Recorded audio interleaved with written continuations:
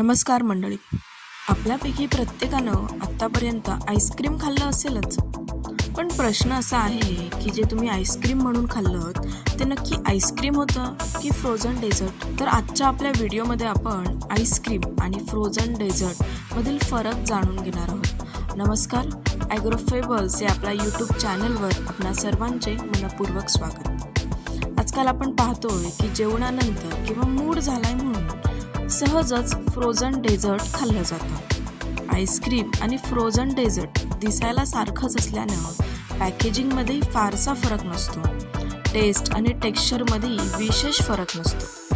चला तर मग पाहूया आईस्क्रीम आणि फ्रोझन डेझर्टमधील फरक.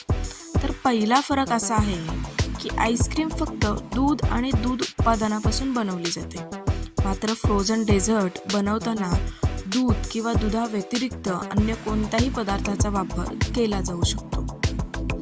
दुसरा महत्त्वाचा फरक असा की आईस्क्रीम बनवताना फॅटचा सोर्स म्हणून मिल्क फॅटचा वापर केला जातो, जसे की तूप, बटर, फ्रेश क्रीम मिल्क इत्यादी. या उलट फ्रोझन डेझर्टमध्ये एडिबल व्हेजिटेबल ऑइल म्हणजेच वनस्पतीजन्य तेलाचा वापर फॅट सोर्स म्हणून केला जातो.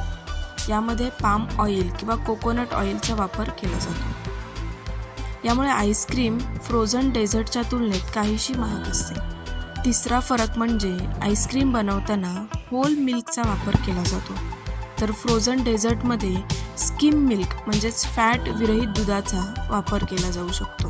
फ्रोझन डेझर्टमध्ये व्हेजिटेबल ऑइलचा वापर करून बनवल्यानं साठवून ठेवणं अवघड जातं किंवा फ्रीज करणं अवघड जातं. भारतात आईस्क्रीम प्रामुख्यानं अमूल, मदर डेअरी आणि हॅमोअर कंपनी बनवते.